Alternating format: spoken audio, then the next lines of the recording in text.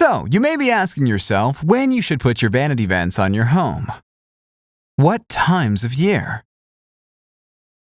And don't forget that you choose what time of year you use your vanity vents on your home. If you want to let your home breathe around March, April, May, in the spring, then do so. But keep your crawl space vents closed with vanity vents and your vanity vent foam insulation blocks in the hottest times of summer and coldest times of winter. Both are a must. Install vanity vents in the winter so your pipes don't freeze in a cold spell. Install vanity vents in the summer so your air conditioning bills don't go through the roof. When it's 90 degrees outside, then it is 90 degrees in your crawl space if your crawl space vents are open.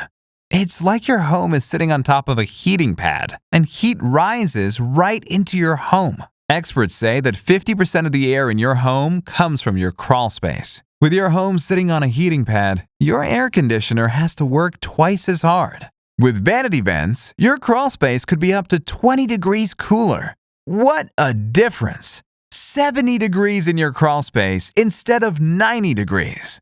Close your vents up, fast and easy, with vanity vents.